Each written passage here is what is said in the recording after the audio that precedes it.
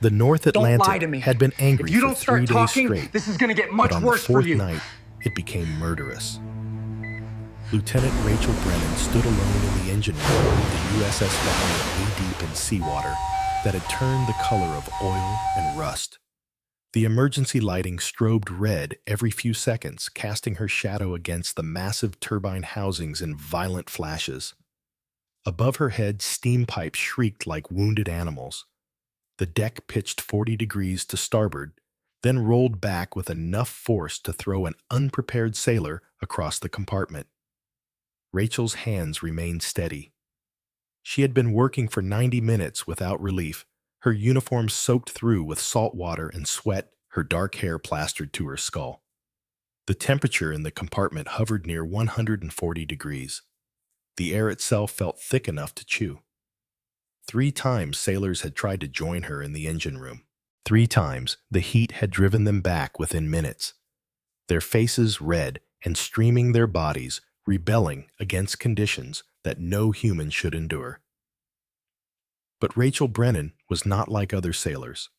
Her hands moved across the fuel control panel with surgical precision, even as another wave crashed against the destroyer's hull, hard enough to make the entire ship groan.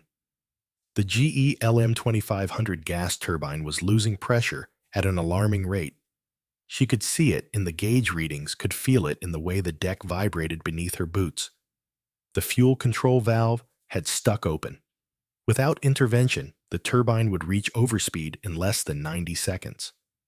At overspeed, the explosion would tear through 3 decks and send the Valiant to the bottom of the Atlantic with all hands. Rachel closed her eyes for exactly 3 seconds. In those 3 seconds, a different room superimposed itself over the engine compartment. White walls instead of gray steel, fluorescent lights instead of emergency strobes. And her own voice, younger by 13 years, counting backwards through gritted teeth. 10, 9, 8. The memory lasted only those 3 seconds. Then Rachel opened her eyes, picked up a 40-pound pipe wrench, and climbed into the turbine housing. The metal was hot enough to cook meat. Rachel felt her palms blister on contact, felt the skin of her forearms begin to burn where they pressed against the access panel. The pain arrived as information, nothing more. Her brain registered it, cataloged it, filed it away in a place where it could not interfere with the work that needed to be done. This was not courage. This was conditioning. Her fingers found the seized bolt that controlled the fuel valve. The wrench slipped twice on the corroded metal before catching. Rachel put her full weight into the turn. Her lips moved silently. 7, 6, 5. The bolt refused to move. 4, 3, 2. The bolt turned. 1/4 rotation, then half. 1. The turbine pressure began to drop. The shriek of the steam pipes lowered in pitch, then faded to a steady hiss. Throughout the ship, sailors felt the deck stabilize beneath them. In the Combat Information Center, Captain James Wilson grabbed the intercom with hands that trembled from relief.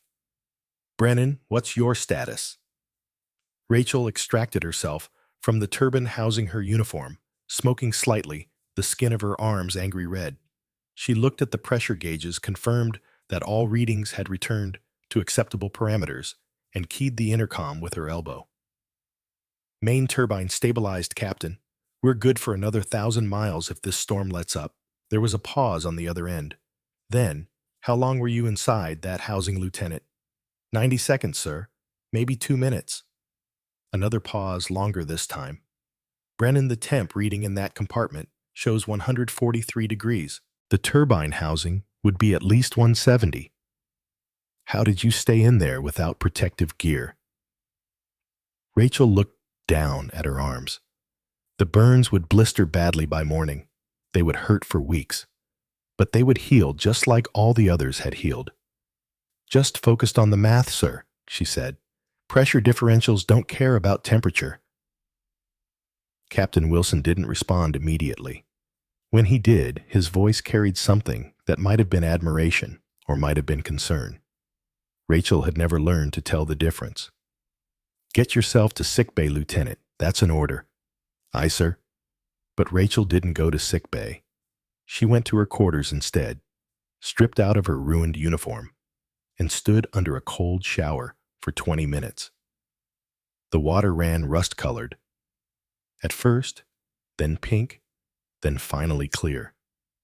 She watched it circle the drain and thought about nothing at all. This was a skill she had learned young. The ability to make her mind perfectly empty, perfectly still, like a pond with no wind to disturb its surface. When she finally emerged from the shower, she wrapped her arms in gauze from her personal medical kit. She kept her own supplies because sick bay asked too many questions and sat on the edge of her bunk in the darkness. Through the bulkhead, she could hear the muffled sounds of her fellow sailors. Laughter, conversation, the ordinary sounds of people who lived ordinary lives. Rachel had never lived an ordinary life. She was not sure she would recognize one if it found her. Her right hand moved unconsciously to her ribcage, fingers tracing a pattern beneath her undershirt. 47 points in a geometric grid. 47 reminders of exactly how different she really was. The USS Valiant had been her home for 3 years. In that time, Rachel had earned the respect of every sailor aboard, from the greenest seaman to Captain Wilson himself. They called her the best mechanical engineer in the fleet. They told stories about her ability to diagnose problems that stumped men with twice her experience. They admired her dedication, her composure, her unwillingness to accept defeat. But they never understood her. How could they? They had no reference point for what she was, for what had been done to her, for the price she paid every single day to appear normal. At 27 years old, Rachel Brennan was considered a rising star in the Navy. Her service jacket contained commendations from 3 different commanding officers. She had saved the Valiant from catastrophic failure no less than 5 times. She had developed modifications to standard engine maintenance procedures that were now being adopted fleet-wide. She was by every measurable standard an exceptional officer. She was also, by standards that no one measured, profoundly damaged. 3 weeks after the engine room incident, Rachel received orders that would change the trajectory of her life. They arrived via encrypted message while the Valiant was docked at Norfolk Naval Station for routine maintenance. She read them twice, standing in the ship's communications center, her face betraying nothing. Report to Admiral Frank Sullivan, Naval Headquarters, Norfolk, Virginia. Tuesday, 0900 hours. Dress uniform required. Rachel had never met Admiral Sullivan, but she knew his reputation. 40 years of service, 3 wars. A man who had earned the respect of every sailor who had ever served under him, not through fear, but through a combination of competence and genuine concern for the people under his command. The fact that he wanted to see her personally meant something significant. Officers at her rank did not typically receive face-to-face meetings with admirals unless something unusual was happening. Rachel spent Monday evening in her quarters, pressing her dress uniform with meticulous care. Every crease had to be perfect. Every button had to gleam. The Navy had taught her the importance of attention to detail, but she had learned it earlier in a place that punished imperfection with methods the Navy would never condone. She slept badly that night. The nightmares came as they always did, vivid and precise. White rooms, electrode pads, a voice counting upward, while her younger self counted backward, trying to reach 0 before the pain became unbearable. She woke at 4 in the morning, ran 8 miles through the pre-dawn darkness of Norfolk, and returned to her quarters to shower and dress. By 8:30, she was standing in the parking lot of the Naval Headquarters building, watching the early morning sun glint off the windows of offices where decisions were made that affected thousands of lives. Rachel had no idea that in 90 minutes, she would make a decision that would affect the rest of her own life. She had no idea that she was about to meet the first person in 9 years who would see past the uniform and the commendations to the scars beneath.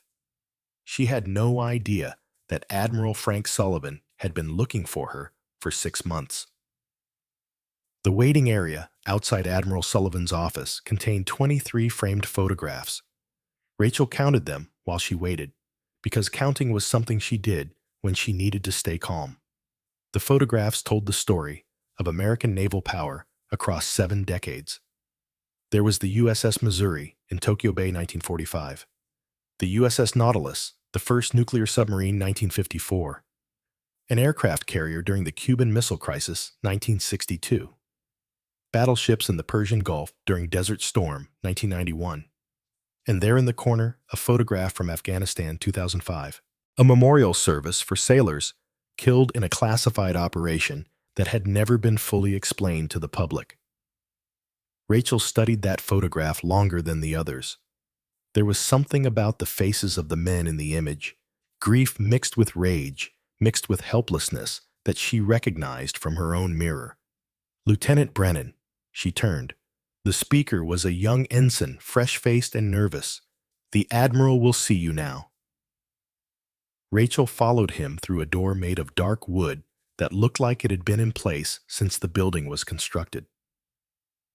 The office beyond was larger than she had expected, filled with books and maritime artifacts and personal mementos that spoke to 4 decades of service. And behind a desk made of polished oak sat Admiral Frank Sullivan. He was tall, well over 6 feet, with silver hair and blue eyes that held an intelligence Rachel recognized immediately. This was not a man who had risen through the ranks by following orders blindly. This was a man who asked questions and demanded honest answers. He stood as she entered, which surprised her. Flag officers did not typically stand for lieutenants. "Lieutenant Brennan," he said, gesturing to a chair across from his desk. "Please have a seat. I've been looking forward to this meeting." His voice was deep and steady, with a slight trace of an accent that suggested he had grown up somewhere in the Midwest. Rachel sat carefully, keeping her spine straight, her hands folded in her lap. Perfect military posture. Nothing that would give away the anxiety thrumming through her nervous system. Sullivan sat as well, but he did not immediately open the thick folder that lay on his desk. Instead, he studied her face for several seconds, his expression thoughtful. "Captain Wilson speaks very highly of your abilities," he said finally. "He tells me you saved the Valiant from engine failure during that North Atlantic storm 3 weeks ago. He also tells me you performed repairs in conditions that should have been impossible for any human being to endure." Rachel kept her face neutral. "I was just doing my job, sir." Sullivan's eyes crinkled slightly at the corners. "Exceptional officers often say that. But Captain Wilson's report suggests you went far beyond standard procedures. He wrote that you demonstrated creativity under pressure that suggests unusual problem-solving abilities." His words, not mine. He opened the folder then, and Rachel saw her entire service record laid out in neat pages. But she also saw other documents that should not have been part of a standard personnel file. Sullivan noticed her noticing. "You have an impressive record, Lieutenant. 3 years on the Valiant, multiple commendations innovations that are being adopted throughout the fleet. But there are also gaps." He turned several pages, his finger coming to rest on a section that Rachel knew well. The section she had hoped no one would ever look at too closely. "Your file indicates you were in the foster care system from age 7, Sullivan continued. "It shows you aging out at 18 and enlisting immediately. But there's a 4-year period, ages 14 to 18, where the documentation becomes very thin. Just a single line, Ashford Youth Rehabilitation Center records sealed by court order." Rachel's right hand moved unconsciously toward her ribcage. She caught herself, and forced her hand back to her lap. Sullivan saw it anyway.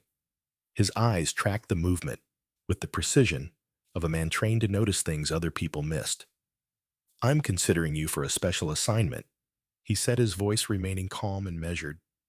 "It would involve working with experimental naval technology, advanced propulsion systems, materials research, things that could revolutionize how our ships operate.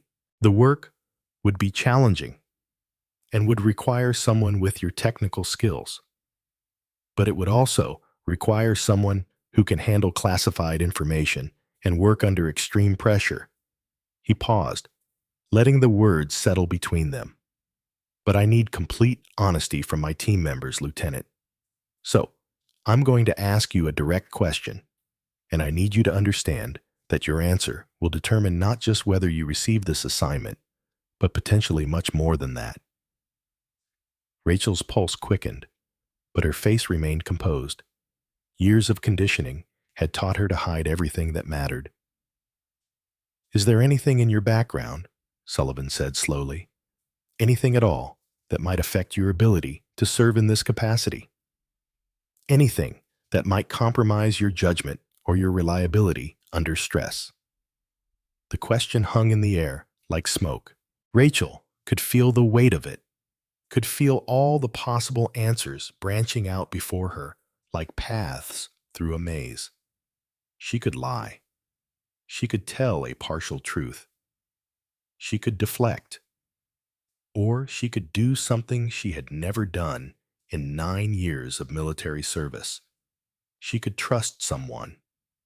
"Sir," she said carefully, "my service record is complete and accurate regarding my time in the Navy." "That's not what I asked, Lieutenant." Sullivan's voice remained gentle, but there was steel underneath the gentleness. This was a man who had commanded sailors in combat. He knew when someone was avoiding a question. Rachel met his eyes.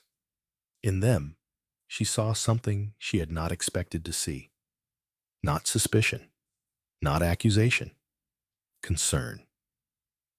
"Lieutenant," Sullivan said, leaning forward slightly, "I've been in this Navy for 40 years. I've learned to read people to see beyond what they want to reveal. And I can see that you're carrying something heavy, something that affects how you move, how you hold yourself, how you react to stress.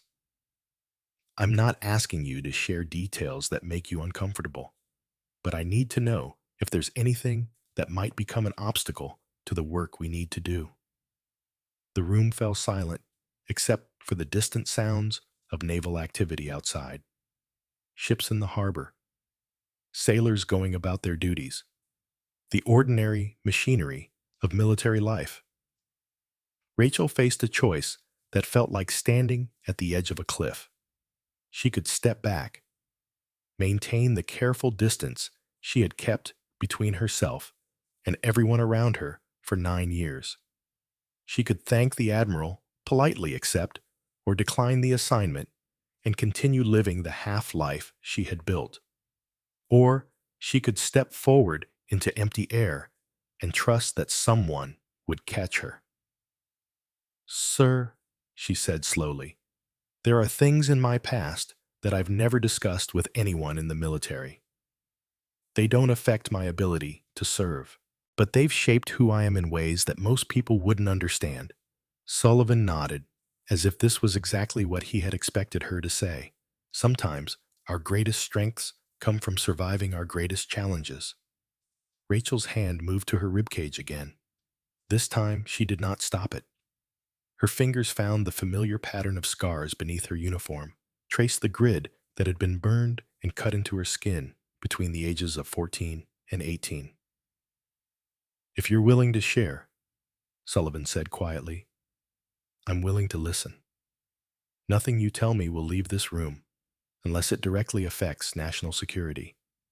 You have my word on that as an officer and as a human being." For several long moments, Rachel wrestled with herself. 9 years of silence pressed down on her like physical weight. 9 years of carefully constructed walls of isolation disguised as dedication, of pretending that she was just another sailor who happened to be exceptionally good at her job. But something about Admiral Sullivan's demeanor, the genuine concern in his eyes, the way he had stood when she entered, the gentleness in his voice, made her consider the possibility that not all authority figures were threats, that not everyone with power would use it to cause harm, that maybe, just maybe, there were still people in the world who would choose to help rather than hurt. Rachel took a breath that felt like it came from somewhere deep in her chest, from a place she had locked away for almost a decade.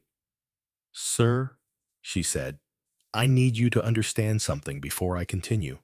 What I'm about to tell you will change how you see me. It will change how you see the military and the government. And once I tell you, there's no going back, for either of us." Sullivan's expression remained steady. "I understand, Lieutenant, and I'm still listening." Rachel's hands tightened in her lap. Her heart rate elevated, but her training, the training from the Navy, not the other training, kept her breathing steady and deep. Ashford Youth Rehabilitation Center was not a rehabilitation center, she said. It was a facility designed to conduct experimental research on children, specifically on orphaned children with high intelligence and no family connections. Children who, if they died or disappeared, would not be missed by anyone who mattered. She watched Sullivan's face carefully as she spoke. She saw his expression shift from concern to shock to something darker. Anger, perhaps, or horror. "The facility operated under the name Ashford," she continued, "but its real designation was Project Nightfall. It was a government-funded program designed to create operatives who could function under extreme conditions, operatives who could withstand interrogation, torture, psychological manipulation, operatives who would never break no matter what was done to them." Sullivan's hands had tightened on the arms of his chair. His knuckles were white. "How long were you there?" he asked, his voice barely above a whisper. 4 years. From age 14 to 18. And the other children?" Rachel felt something cold settle in her stomach. This was the part that still haunted her nightmares, the part that made her wake up at 4 a.m, drenched in sweat and fighting the urge to scream. 23 children entered the program during my time there," she said. 7 survived to completion." The weight of those words filled the room like toxic gas. Sullivan's face had gone pale. He was a man who had seen combat, who had commanded sailors in war, who had witnessed death and destruction on scales that most civilians could never imagine. But the idea of children being systematically destroyed in the name of research made him look physically ill. "The scars you mentioned," he said, his voice rough, "the ones you keep touching, are they related to this program?" Rachel nodded slowly. "Their documentation, sir. Every experiment was recorded. Every procedure was cataloged. The scars were deliberately placed in patterns that corresponded to specific research protocols. Pain tolerance testing, electrical stimulation response, surgical procedures performed without anesthesia to test mental override of physical sensations." Sullivan closed his eyes for a moment. When he opened them, they held a fury that Rachel had not seen before. But it was not directed at her. It was directed at the people who had done this to her and the others. "Who authorized this program?" he asked. "Who knew about it?" "That's the question I've been asking myself for 9 years, sir. The facility had government funding. The researchers had security clearances. When it was shut down in 2016, everyone involved simply disappeared into other programs. No investigations, no accountability. Just a quiet closure attributed to budget cuts." Sullivan stood, abruptly walked to the window, and stared out at the naval station beyond. Rachel could see the tension in his shoulders, the way his hands clenched and unclenched at his sides. "Lieutenant Brennan," he said, without turning around, "the assignment I mentioned is real. It involves classified technology development. But if you're willing, it could also serve as cover for something more important, something that needs to be done regardless of the personal cost. He turned to face her then, and Rachel saw that his eyes were wet. I want to help you find justice for what was done to you and the other children. But I need you to understand that this could be dangerous for both of us. The people who authorized Project Nightfall are likely still in positions of power. They will fight to keep this buried. Rachel felt something unfamiliar stirring in her chest. It took her a moment to recognize it as hope. Sir, I've been living with this danger my entire adult life. The people responsible for that program are still out there, probably still conducting similar research. If there's a chance to stop them, to expose what they did, I'm willing to take any risk. Sullivan walked back to his desk, but he did not sit. Instead, he placed both hands flat on the surface and looked directly into Rachel's eyes.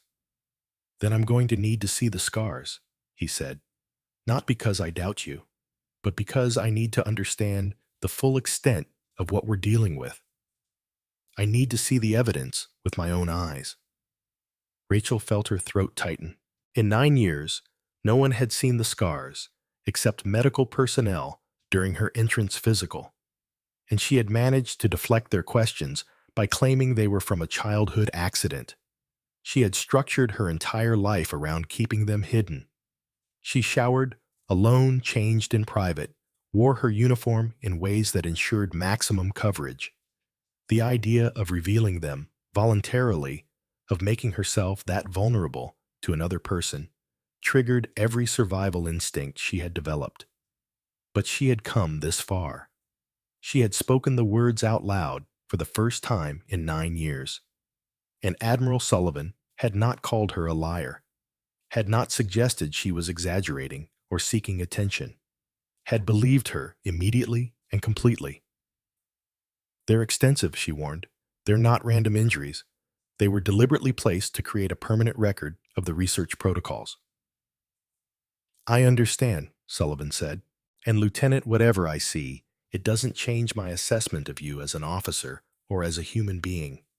You survived something that most people couldn't survive. That takes a strength that most people don't have. Rachel stood slowly. Her hands moved to the bottom of her uniform shirt.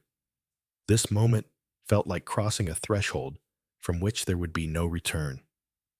Once she revealed the evidence of what had been done to her, her carefully constructed identity as just another exceptional officer would be forever changed. Sullivan remained standing, but he stepped back slightly, understanding instinctively that standing too close might make her feel trapped or threatened. Rachel lifted her shirt just enough to reveal the lower portion of her rib cage. The scars were immediately visible. 47 marks in a precise geometric grid covering an area roughly 10 inches by 8 inches. Some were thin lines from surgical instruments perfectly straight and deliberately placed. Others were circular marks from electrical contacts 8 millimeters in diameter, spaced at exact intervals. Still others were broader burns from heat application, testing how skin responded to different temperatures and exposure times. The pattern was unmistakable. This was not the result of an accident or random violence. This was systematic, scientific, calculated. Admiral Frank Sullivan, a man who had served in Desert Storm, who had seen sailors die in combat, who had spent 40 years witnessing the brutal realities of military life, felt his breath catch in his throat. He had seen combat injuries before. He had seen what IEDs could do to human bodies, what bullets and shrapnel could inflict. He had identified remains of sailors who had died in explosions and fires. But these scars told a story that was somehow worse than any of that. Because these scars had been created deliberately, methodically, by people who had access to sophisticated medical equipment and extensive knowledge of human physiology. These scars represented not the chaos of war, but the cold calculation of research. and they had been inflicted on a child. "How many procedures did you say?" Sullivan asked, his voice barely audible. 1,247, Rachel said. "Over 4 years? An average of 3 per week, though the frequency increased during intensive research periods." She lowered her shirt, but the image remained burned into Sullivan's mind. He would see those scars in his dreams for months afterward. He would wake in the middle of the night thinking about a 14-year-old girl strapped to a table while people in white coats took notes on her responses to pain. He sat down heavily, suddenly feeling every one of his 62 years. "And the other survivors?" he asked. "I don't know where most of them are," Rachel said. "We were separated after the facility closed, given new identities, told never to contact each other. I've tried to find them over the years using every resource I could access without raising suspicion, but it's like they never existed." Sullivan was quiet for a long moment, processing what he had learned and considering his options. As a high-ranking military officer, he had access to classified information and the ability to initiate investigations. But he also knew that powerful people had been involved in creating and covering up the program that had harmed Rachel and the others. Going after them would require careful planning and ironclad evidence. It would require allies who could not be intimidated or bought. And it would require someone with the courage to stand as a witness, knowing that doing so would expose them to scrutiny and potential retaliation. "Lieutenant Brennan," he said finally, "I believe you, and I want to help you find justice for what was done to you and the other children. But I need you to understand something. The assignment, I mentioned the classified technology work, it might provide exactly the cover we need to investigate this properly. You would have access to secure databases, to intelligence analysts, to resources that could help us track down everyone involved in Project Nightfall." He met her eyes directly. "But this won't be easy or quick, and it could be dangerous. Are you willing to commit to this, knowing what it might cost?" Rachel felt something she had not felt in 9 years, something that felt almost like belonging. "Sir," she said, "I've spent 9 years pretending to be normal, pretending that what happened to me didn't matter, pretending that the people who did this could be ignored or avoided. I'm tired of pretending. If there's a chance to stop them, to expose them, to make sure they can never do this to anyone else, then yes, I'm willing to commit to whatever it takes." Sullivan nodded slowly, and for the first time since Rachel had entered his office, he smiled. It was a grim smile, but it held genuine warmth. "Then welcome to the team, Lieutenant. Tomorrow, you'll start your official assignment at the Naval Advanced Systems Laboratory. Unofficially, you and I are going to burn Project Nightfall to the ground, and everyone who had anything to do with it." He stood and extended his hand.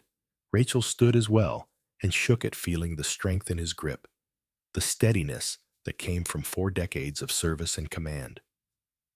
"One more thing," Sullivan said, as Rachel turned to leave. "Those scars, they're not something to be ashamed of. They're evidence. And soon they're going to be the key to bringing down some very dangerous people. You've carried this burden alone for 9 years. You don't have to carry it alone anymore." Rachel felt her throat tighten with emotion she could not quite name. She nodded once, not trusting herself to speak, and left the office.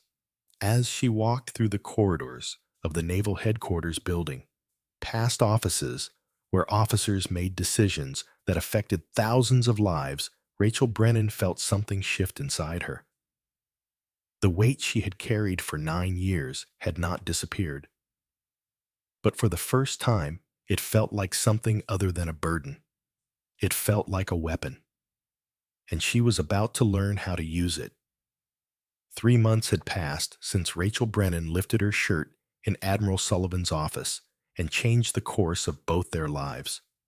She now worked in a facility that did not officially exist 4 levels beneath the Norfolk Naval Base, in rooms that had been carved out of bedrock during the Cold War, when America feared nuclear annihilation. The walls were thick enough to withstand a direct blast. The air filtration system could keep the occupants alive for months if the world above turned to ash. And the security protocols were so stringent that even Rachel, with her top secret clearance, had to pass through 3 separate authentication checkpoints every morning. The official designation of the facility was Naval Advanced Systems Laboratory Propulsion Research Division. Rachel's official job title was Senior Engineering Officer. Her official responsibilities included developing next-generation ship propulsion systems that could revolutionize naval operations. Unofficially, she was hunting monsters. The secure conference room where they held their morning briefings was deliberately sparse. A single table, 6 chairs, a wall-mounted screen for classified presentations. No windows, no decorations, nothing that might conceal surveillance equipment planted by adversaries, foreign or domestic. Rachel arrived first, as she always did, carrying a steel travel mug filled with coffee that had gone cold an hour ago. She had been awake since 4 in the morning, running through classified databases, following digital trails that led from one government agency to another, building a map of connections that most people would never know existed. Commander Jack Morrison arrived second, moving with the controlled economy of motion that marked him as special operations even out of uniform. He was 38 years old, built like a middleweight boxer with a scar that ran from his left eyebrow to his jawline. He had earned that scar in Kandahar in 2012 during an ambush that killed 6 members of his SEAL team and left him with permanent damage to his left eye and a profound distrust of intelligence analysts. He nodded to Rachel and poured himself coffee from the pot that stayed perpetually hot in the corner. They had developed an easy working relationship over the past 3 months, built on mutual respect and a shared understanding that trust had to be earned through action, not words. Dr. Catherine Aldridge entered third, carrying a leather satchel that looked like it belonged to a professor from 50 years ago. She was 44. With graying hair she made no effort to dye, and eyes that held a permanent sadness. Her mother had been subjected to CIA experiments in the 1960s, part of the M-Culture program that had tested LSD and other psychoactive drugs on unwitting subjects. Her mother had committed suicide when Catherine was 12. She had spent the next 30 years studying government experimentation programs, documenting their methods, and trying to prevent history from repeating itself. She had failed, as the scars on Rachel's ribcage proved. Admiral Sullivan arrived last, his presence filling the room in a way that had nothing to do with physical size. He carried himself with the authority of a man who had commanded fleets in hostile waters, who had made decisions that determined whether sailors lived or died, who had earned every stripe and star through competence and courage. He closed the door behind him, and the room's security system automatically activated. A small light above the door turned red. They were now in what the intelligence community called a SAIF, a sensitive compartmented information facility, where even the air was filtered to prevent acoustic surveillance. "Status report," Sullivan said, sitting at the head of the table. Rachel activated the wall screen with a remote control. A photograph appeared showing a facility in Nevada that looked like any other government research installation. Low buildings, chain-link fencing, security checkpoints. Nothing that would attract attention from satellite surveillance or casual observation. "This is the Combat Stress Research Center, located approximately 40 miles northwest of Groom Lake," Rachel said. "Officially, it's a joint DARPA and Veterans Affairs facility dedicated to developing new treatments for post-traumatic stress disorder. According to public records, it employs 23 people and has an annual budget of $8 million. She clicked the remote. The image changed to a financial document, with most of the text redacted. Unofficially, it's receiving $63 million annually through a DARPA black budget line item designated GSX. The funding authorization was signed by Senator Richard Vance of the Armed Services Committee, and the principal investigator is Dr. Victor Kessler. Morrison leaned forward, his scarred face intent. The same Kessler from Project Nightfall. The same, Rachel confirmed. After Ashford closed in 2016, Kessler transitioned to DARPA funding. He's continued the same research, but now he's using adult volunteers instead of children.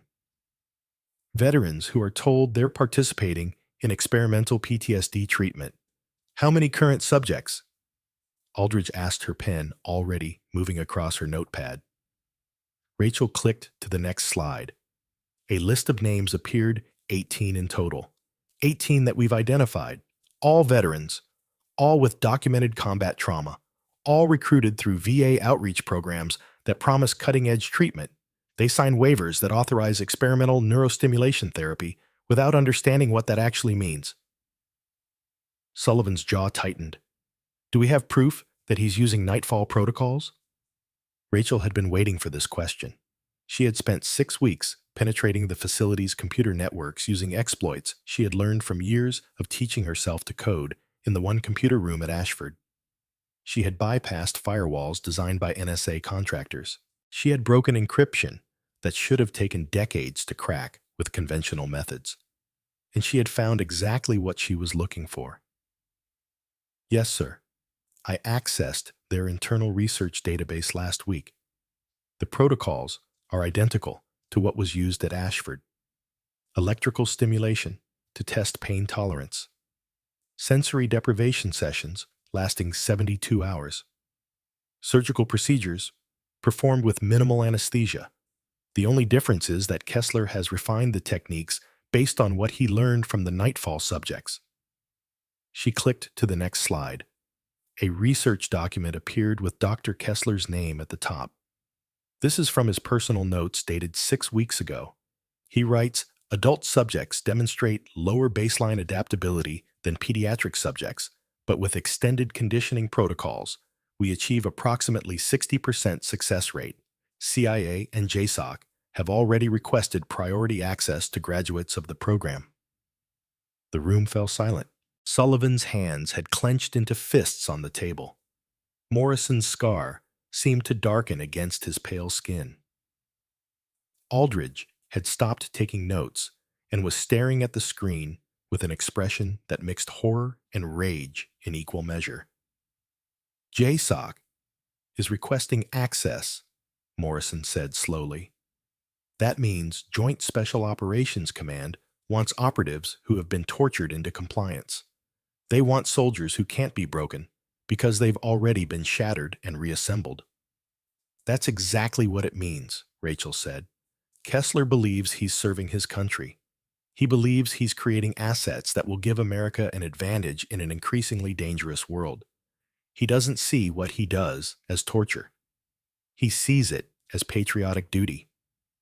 Sullivan stood and walked to the screen, studying the document, as if he could find some hidden flaw in its logic, some way to deny what it was telling him. We need physical evidence, he said. Documentation is important, but we need testimony from the current subjects. We need medical records that show what's being done to them.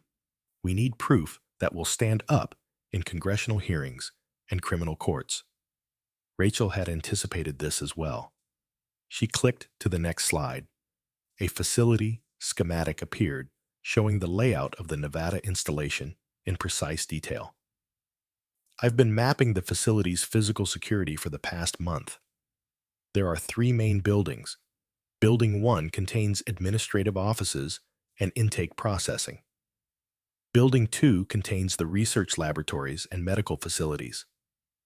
Building 3 contains subject housing and isolation chambers. The security is extensive, but not insurmountable. Standard physical barriers, electronic surveillance guard patrols on a predictable schedule. Morrison studied the schematic with professional interest. What are you proposing?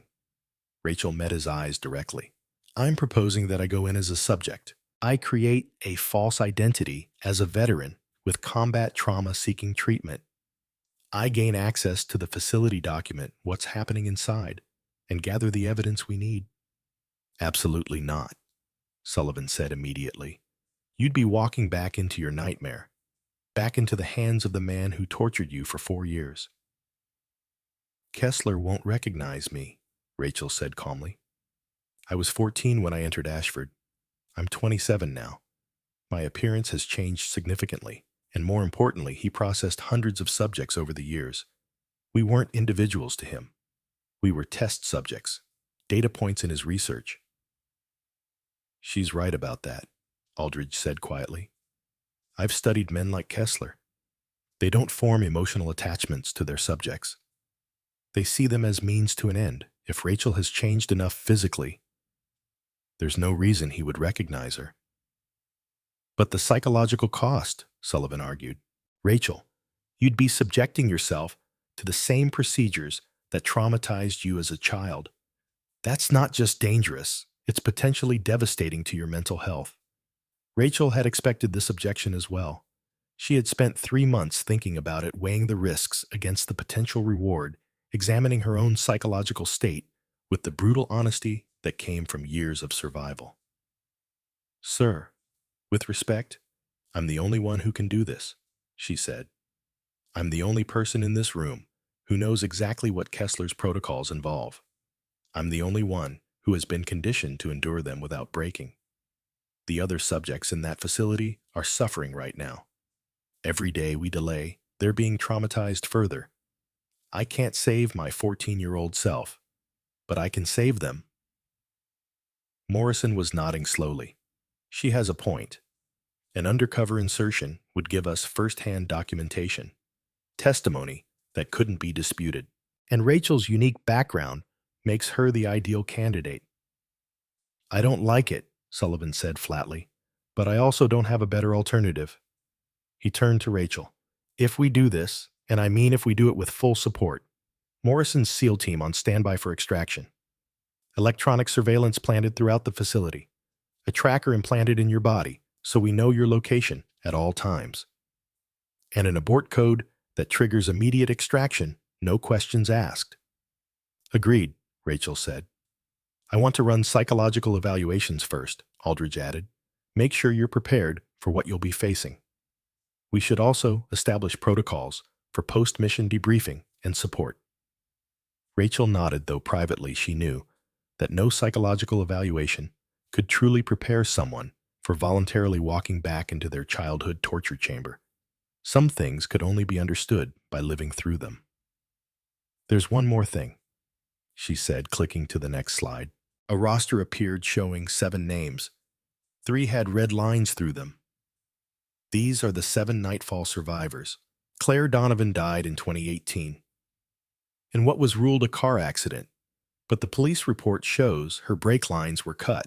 Nathan Winters died in 2020 from what was ruled an accidental overdose, but the toxicology was inconsistent with recreational drug use. Grace Holloway died in 2021 in what was ruled a suicide, but the gunshot angle suggests she couldn't have pulled the trigger herself. Someone's eliminating the survivors, Morrison said. That's my assessment, Rachel confirmed, which means the other 4 of us are at risk. I've located 2 of them. Evelyn Whitmore is living in Alaska under an assumed identity, working as a hunting guide. Garrett Blackwood is in Texas working as a mechanic. Both are struggling with PTSD and substance abuse issues. Neither has any idea they're being hunted. And the 4th survivor? Sullivan asked. Rachel's expression hardened. Marcus Thorne, age 29. According to the records I found, he's not hiding from Kessler. He's working for him. He's the head of security at the Nevada facility. The room went silent again, but this silence had a different quality. It was the silence of people processing information that fundamentally changed their understanding of a situation. One of the survivors joined the program voluntarily, Aldridge asked, her voice barely above a whisper. It appears so. I found personnel files indicating that Thorne approached Kessler in 2020, 2 years after aging out of Ashford. He volunteered to return to the program as an adult. Kessler's notes describe him as the program's greatest success, a subject who not only survived conditioning, but embraced it as personal evolution. Morrison's scarred face had gone hard. He's a true believer. That makes him more dangerous than Kessler himself. True believers don't compromise or negotiate. They'll die for their cause. Which is why we need to be extremely careful, Sullivan said. If Thorne is at the facility, he might be the one person who could recognize Rachel. They were in the program together. They survived together. I've thought about that, Rachel said. Thorne was 16 when he entered Ashford. I was 14. We weren't in the same cohort groups. The facility kept us separated to prevent bonding. I saw him maybe a dozen times over 4 years, always from a distance, and I looked very different then. She pulled up a photograph on the screen. It showed a thin, haunted-looking girl with long, dark hair and eyes that seemed too large for her face. The girl was wearing a gray jumpsuit with a number stenciled on the chest, Subject 7. That was me at age 14, first day at Ashford. Then she pulled up a current photograph taken from her naval service record. The woman in this image had short hair, military bearing, and eyes that held confidence instead of fear. The physical differences were significant, but more importantly, the entire energy of the person had changed. That's me now. I don't think Thorne would recognize me. But even if he does, it doesn't change what needs to be done. Sullivan studied both photographs for a long moment. Then he closed his eyes and rubbed his temples, a gesture that made him look every one of his 62 years. All right, he said finally. We do this. But we do it right. Morrison, I want a full tactical plan for extraction. Worst case scenarios, backup protocols, everything. Aldridge, I want psychological evaluations and support protocols. And Rachel, I want you to understand something. He opened his eyes and looked directly at her. If at any point you feel like you can't continue, you use the abort code. No shame. No judgment. Your safety is more important than any evidence we might gather. Do you understand me? Yes, sir, Rachel said. But privately, she knew she would not use the abort code unless she had no other choice. She had spent 9 years living half a life, hiding scars and pretending to be normal. She had watched from a distance as 3 of her fellow survivors died under suspicious circumstances. She had carried the weight of Ashford alone, telling no one, trusting no one, surviving, but not truly living.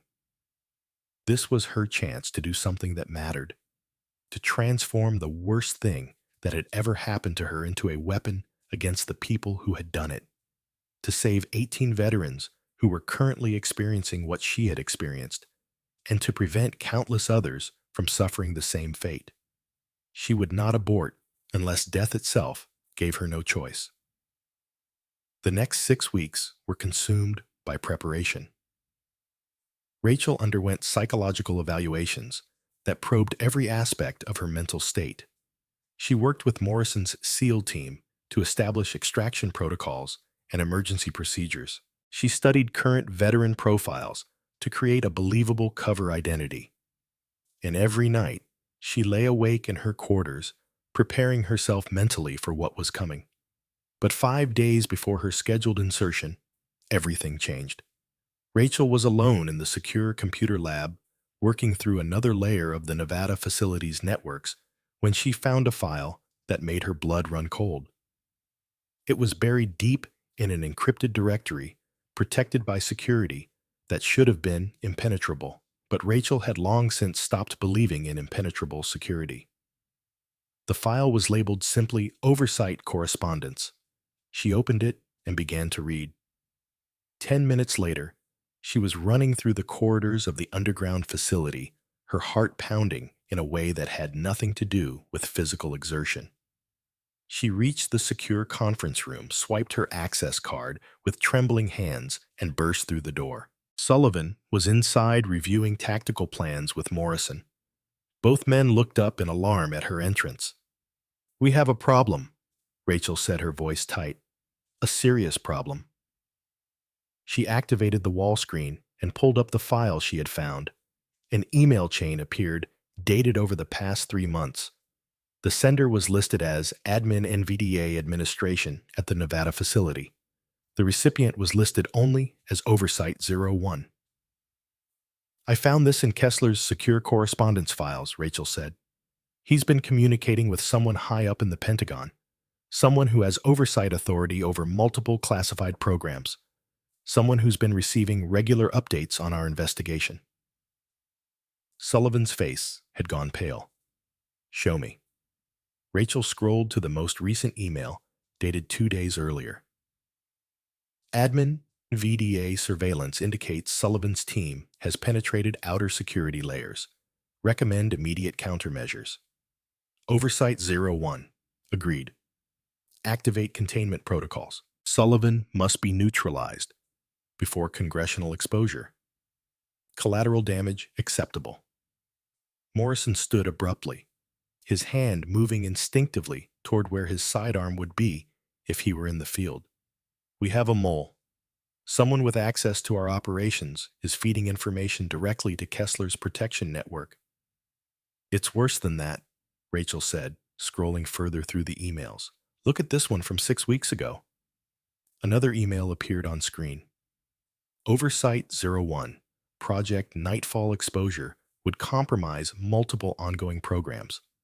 Recommend permanent solution for surviving subjects. Make it look natural. Admin NVDA understood. 3 down, 4 to go. Sullivan read the email twice, as if hoping the words would change on second viewing. They did not. They killed Claire, Nathan, and Grace, he said quietly. And they're planning to kill you, Evelyn, Garrett, and Marcus. Which means we're running out of time, Rachel said.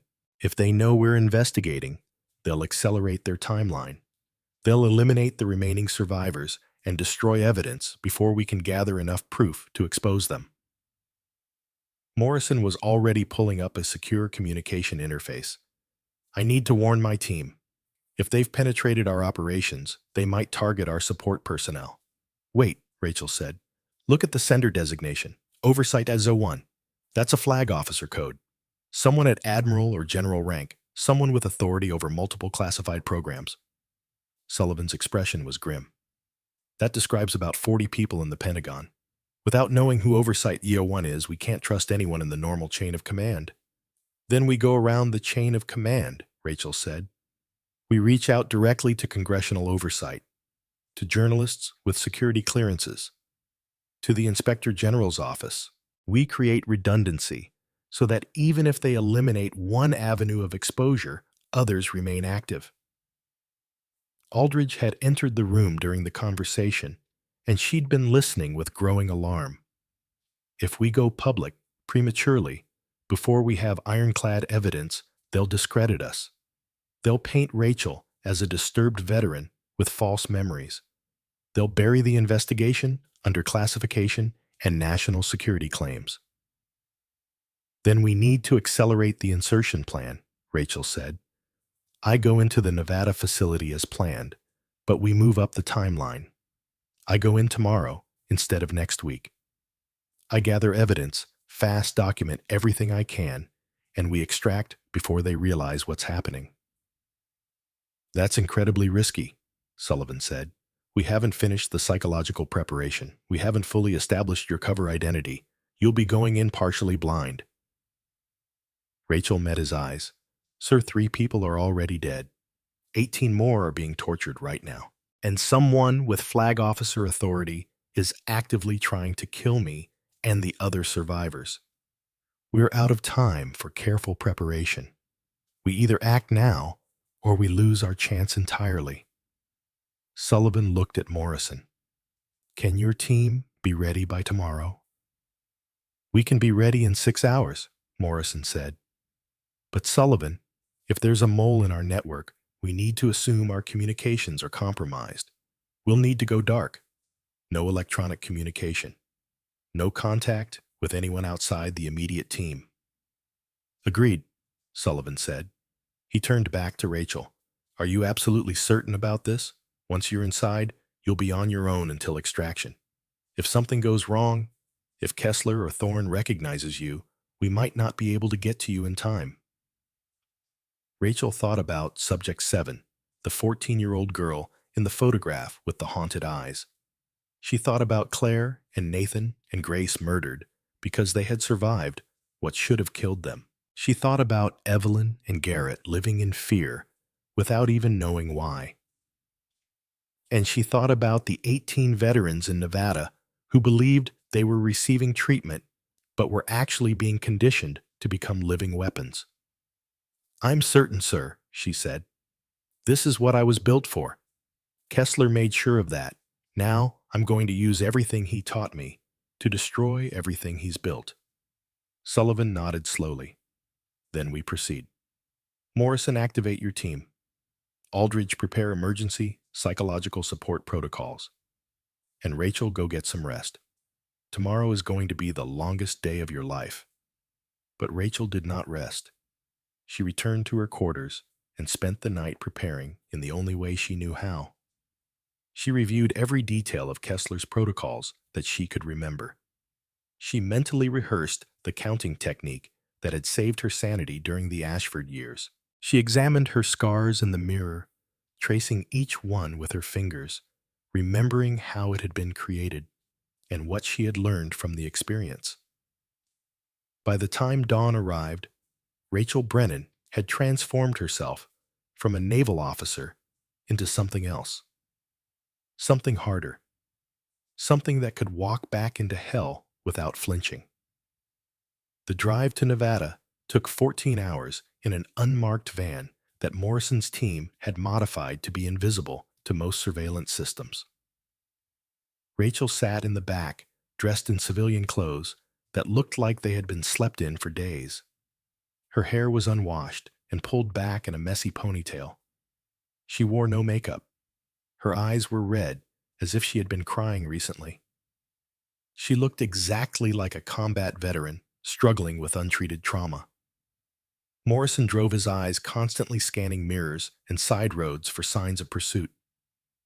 Aldridge sat in the passenger seat reviewing psychological support protocols one final time. Sullivan had stayed behind in Norfolk, maintaining the appearance of normal operations while preparing his congressional contacts for what was coming. They stopped 3 times for fuel and food. Each time, Morrison scanned for tracking devices and electronic surveillance. Each time, he found nothing, which somehow made him more nervous rather than less. "If they wanted to follow us, they'd use satellite surveillance," he said during the 3rd stop. "The fact that we're not seeing physical tails means they might already know where we're going. Or it means we successfully went dark," Rachel said. "Don't borrow trouble, Commander."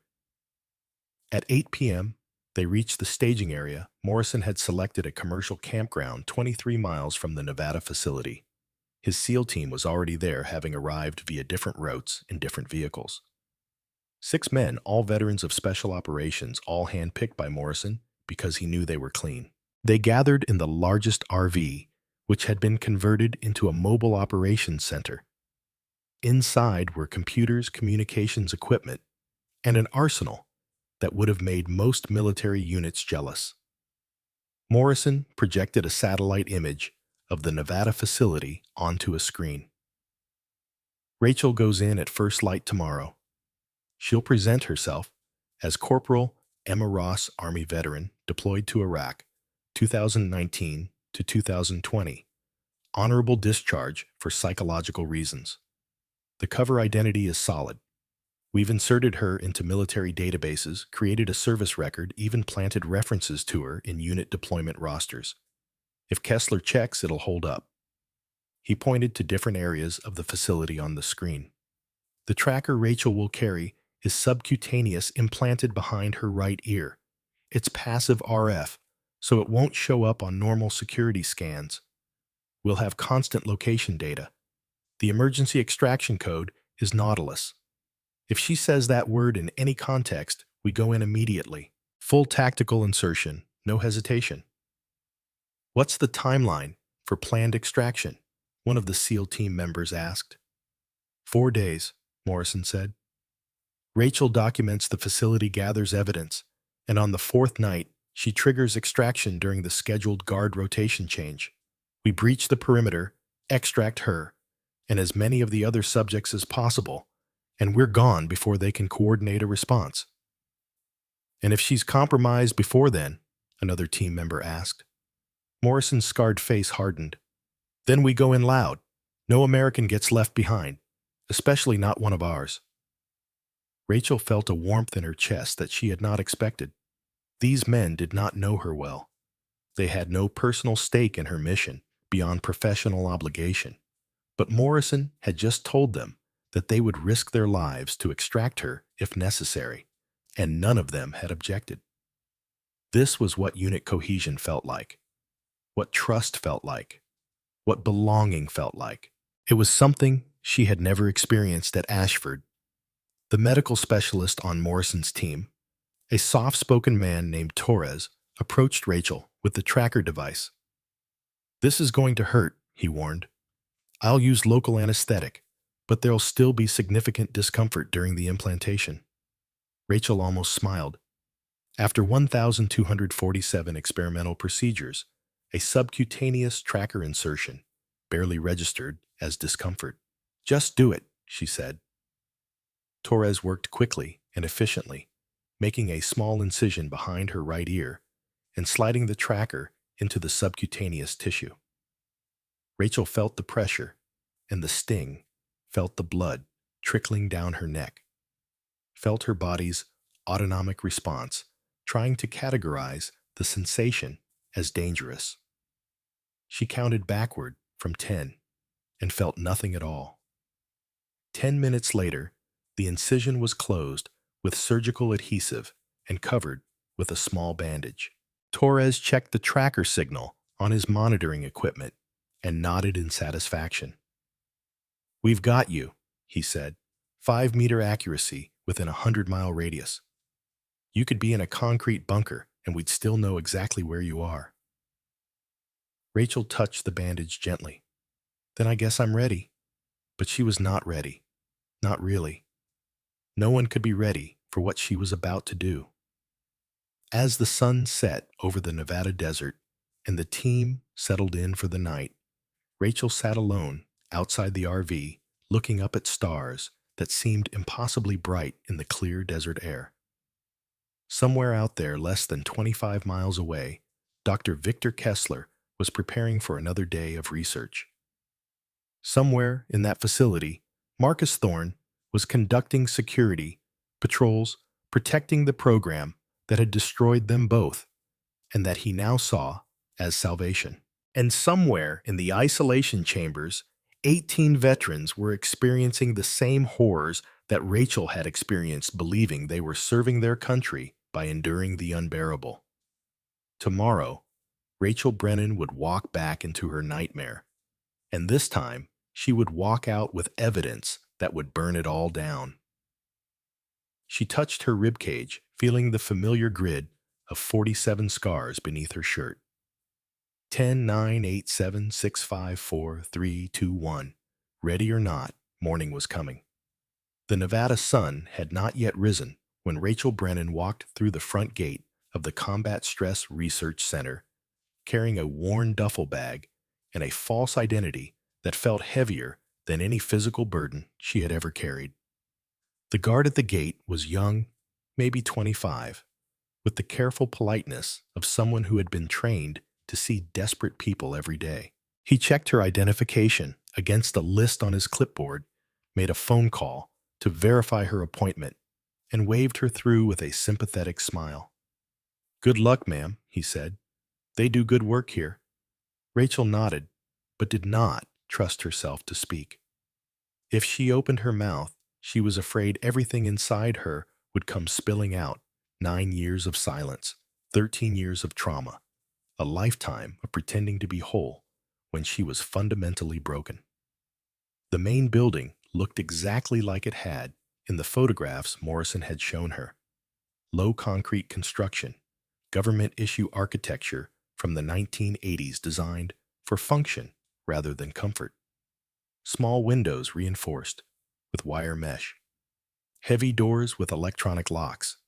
Nothing welcoming, but nothing overtly threatening either. It looked like a place where healing might happen. Rachel knew better. The intake office smelled like disinfectant and stale coffee. A receptionist with kind eyes and graying hair gestured toward a row of plastic chairs.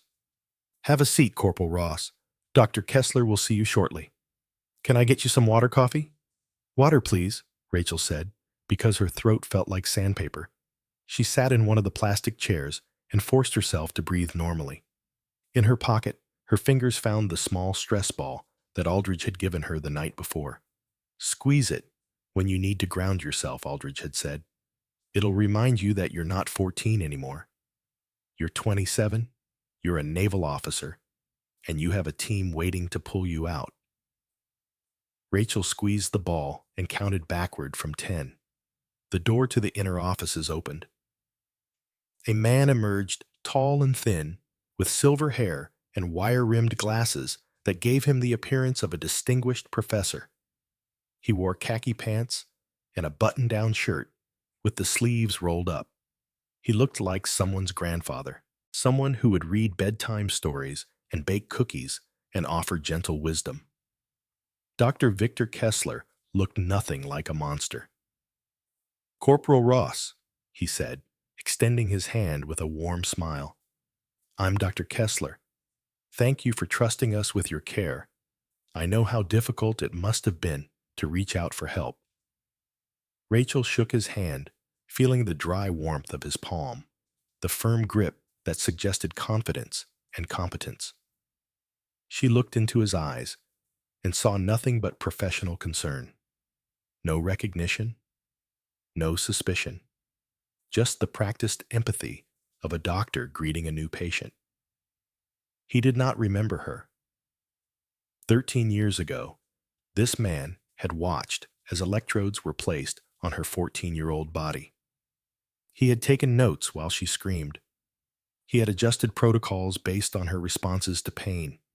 He had documented her breaking point, except she had never broken, not completely, not in the way he wanted. And now, he was smiling at her like she was just another veteran who needed his help. Rachel felt something cold and sharp crystallize in her chest. Not anger, not fear. Something harder and cleaner than either emotion. Purpose.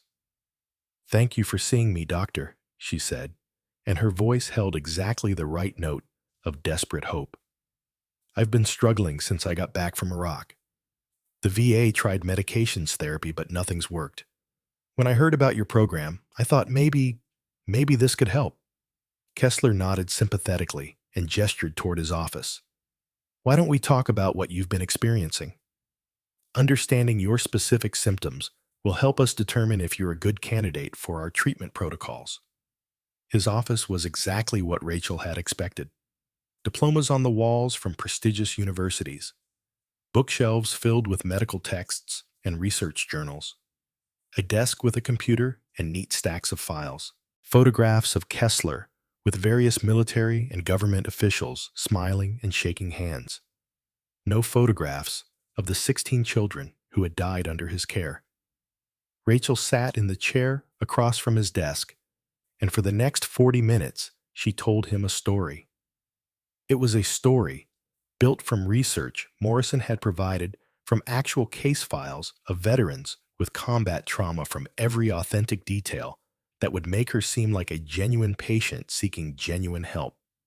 She described nightmares that woke her screaming, flashbacks triggered by loud noises, inability to maintain relationships or hold jobs, the feeling of being disconnected from her own body as if she were watching her life from a distance.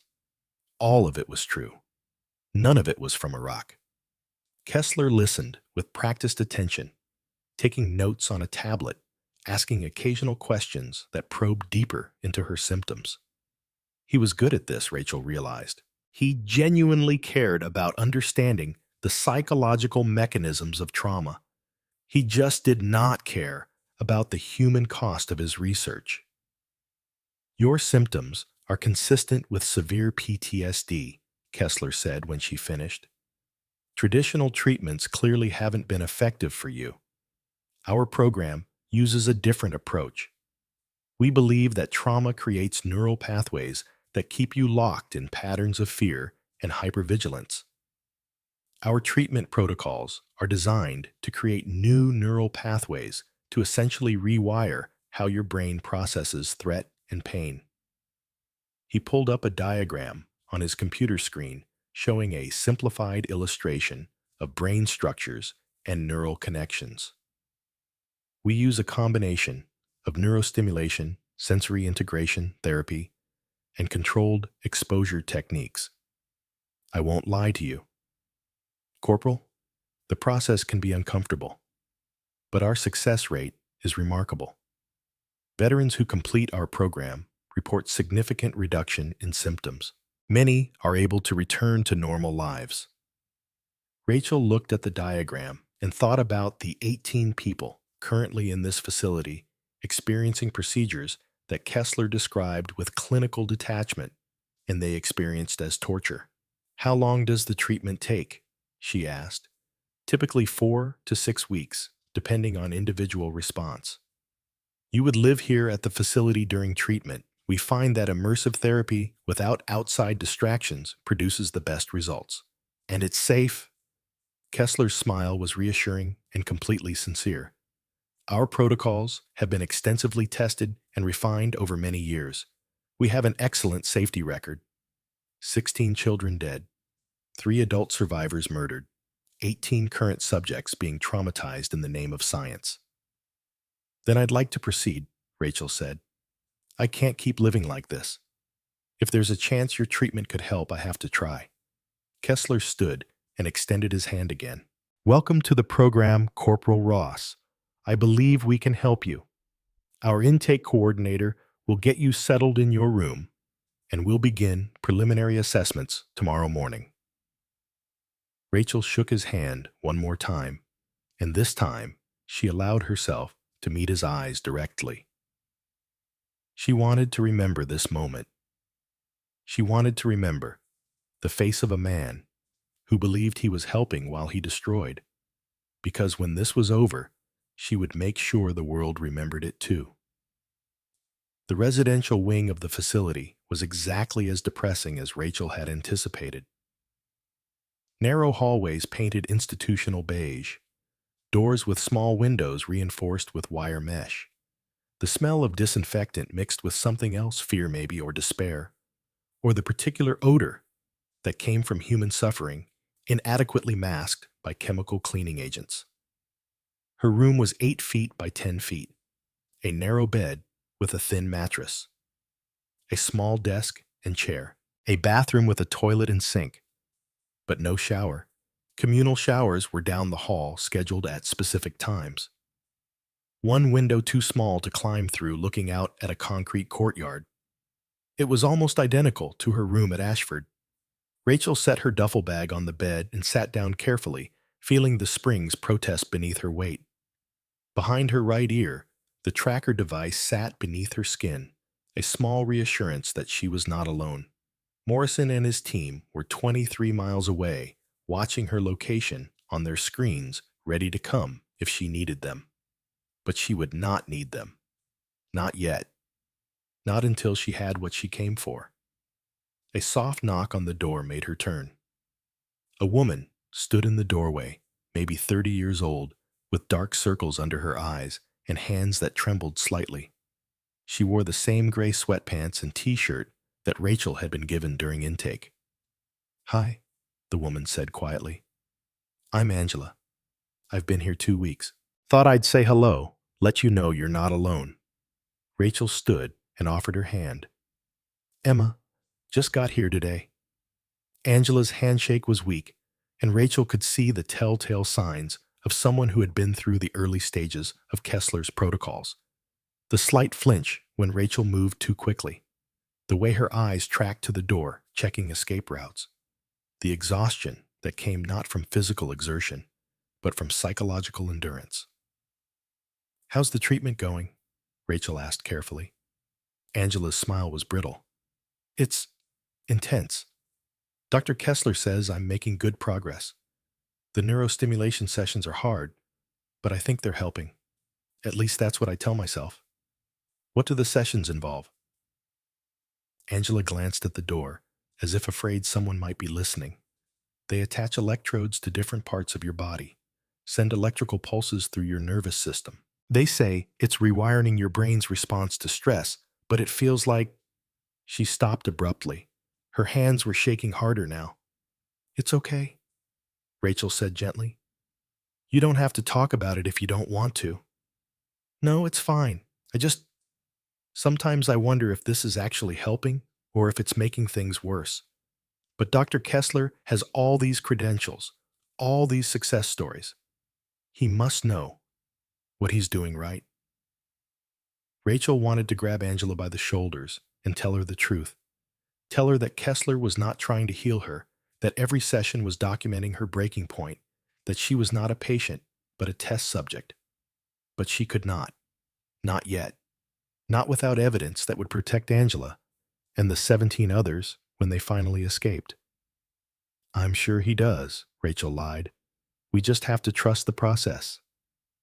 Angela nodded, though her eyes suggested she was trying to convince herself more than Rachel. There's a group session in the common room tonight. Might help to meet the others, hear their stories. Makes you feel less alone. I'll be there, Rachel said.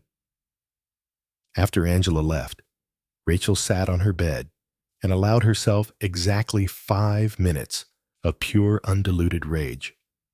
Her hands clenched into fists, her jaw locked tight. Behind her ribs, her heart hammered against the grid of 47 scars. Then she counted backward from 10, and the rage transformed into something colder and more useful. Focus.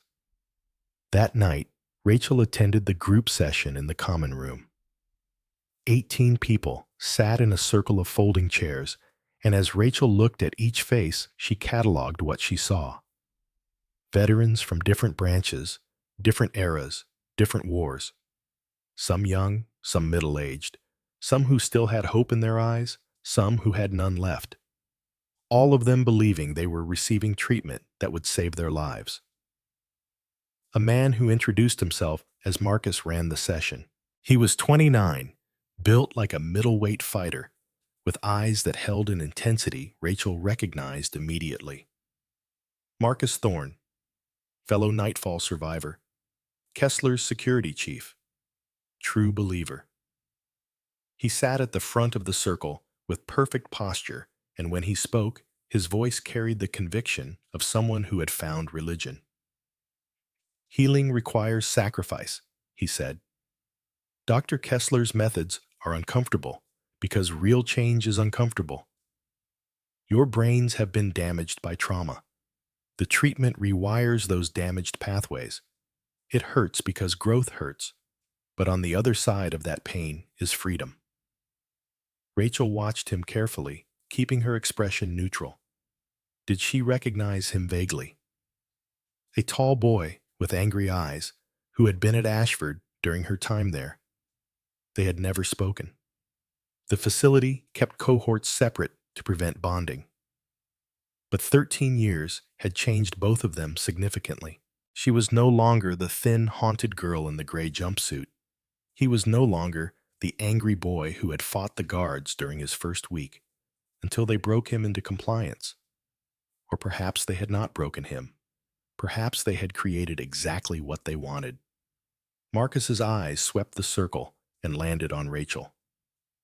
We have a new participant. Emma, would you like to share why you're here? Rachel stood, because that was what the group format required. She told her false story again about Iraq and trauma, and the desperate hope that this program might help. She made her voice shake slightly at the right moments. She let her eyes drop when describing her symptoms. She performed grief and damage and desperate hope.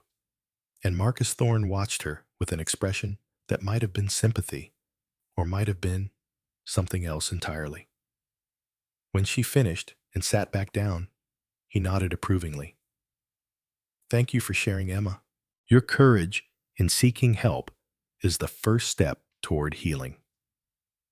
Dr. Kessler's protocols will be challenging, but I promise you, if you commit fully, if you trust the process, You will become stronger than you ever imagined possible. The session continued for another hour. Other veterans shared their experiences, their fears, their small victories. Rachel listened and cataloged everything, noting who seemed most traumatized, who seemed most likely to need immediate help during extraction. After the session ended, as people filed out of the common room, Marcus approached her. "Emma," he said, extending his hand, "welcome to the program. If you have questions or concerns, my office is in Building 3. My door is always open." Rachel shook his hand, feeling the strength in his grip, the confidence of someone who had found purpose. "Thank you," she said. "Can I ask you something? You seem so certain that this treatment works. Have you been through it yourself?" Marcus's smile was genuine. "I have. Years ago.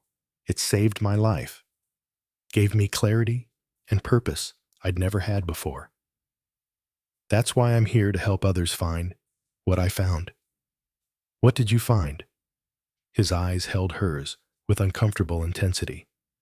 "Freedom from weakness. Freedom from fear. The understanding that pain is not something to avoid, but something to master. Dr. Kessler showed me that trauma doesn't have to break you. It can remake you into something better." Rachel felt ice crystallize in her veins. This was not a man who had been brainwashed. This was a man who had embraced his conditioning so completely that he now saw it as enlightenment. "That's what I want," she said, "to be better than I am now." "Then you've come to the right place," Marcus said. As he walked away, Rachel touched the tracker behind her ear, a small reassurance that she was not trapped, not helpless, not alone. But she also understood that Marcus Thorne was going to be a problem. He was too observant, too invested, too certain. If anyone was going to recognize her, it would be him. The first 3 days at the facility followed a pattern: morning assessments, afternoon therapy sessions, evening group meetings, and throughout it all, Rachel documented everything she saw. The facility had 23 security cameras in public areas, but none in the treatment rooms.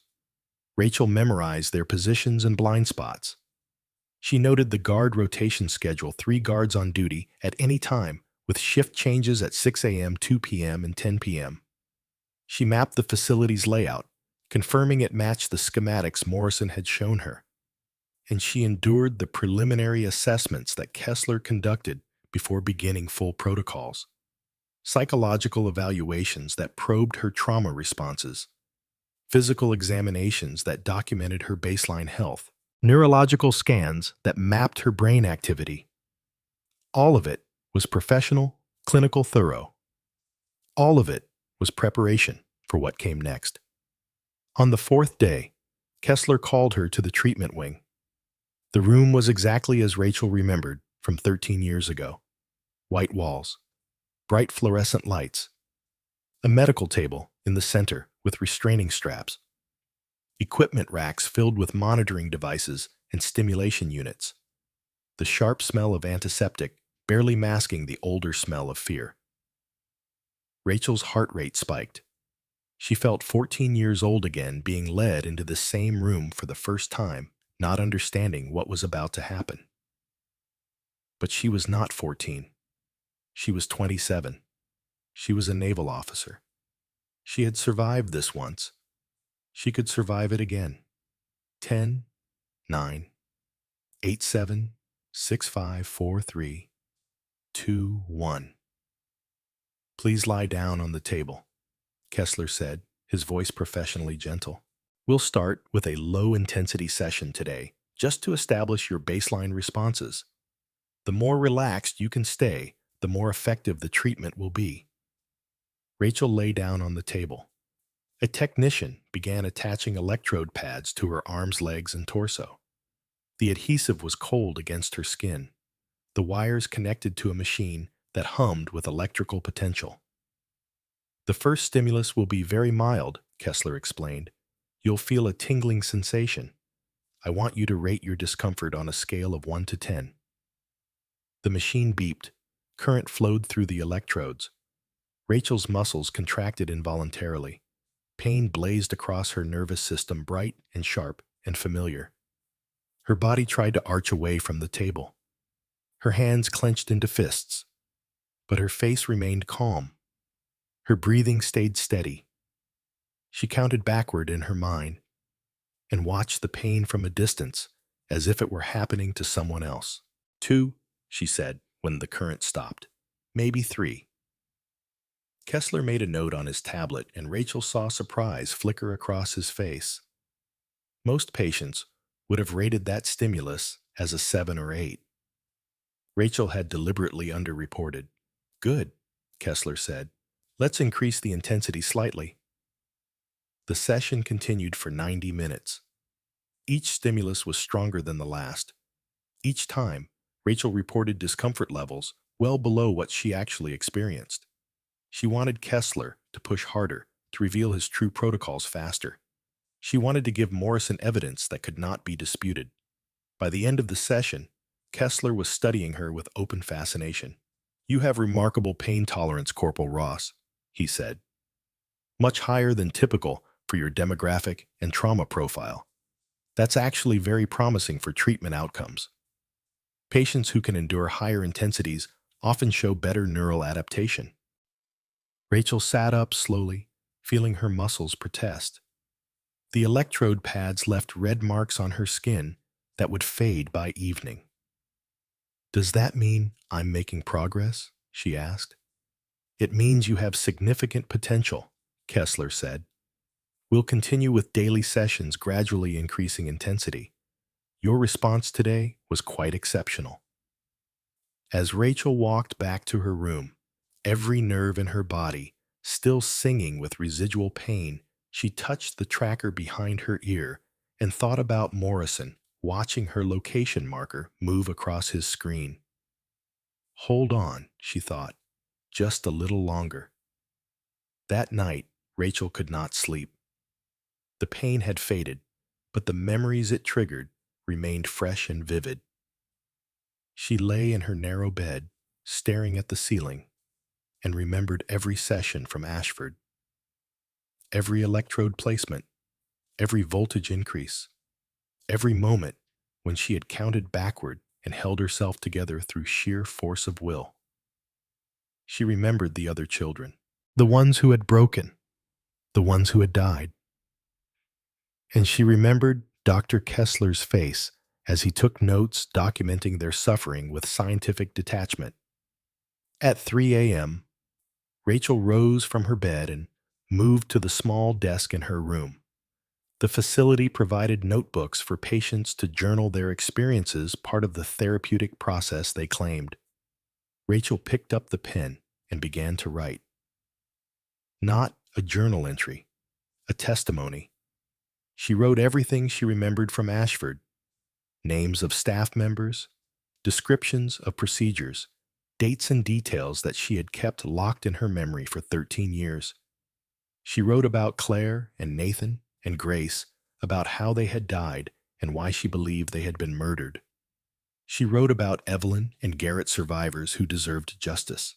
And she wrote about the 18 people currently in this facility believing they were patients when they were actually test subjects in experiments that violated every ethical standard of medical research.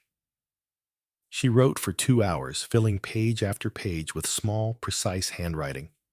When she finished, she tore the pages carefully from the notebook and folded them into a tight square that fit inside her pillowcase. If something happened to her, if Marcus recognized her, and Kessler decided she was a threat, this testimony would survive. Morrison would find it during extraction. The truth would not die with her. Over the next 3 days, the sessions intensified.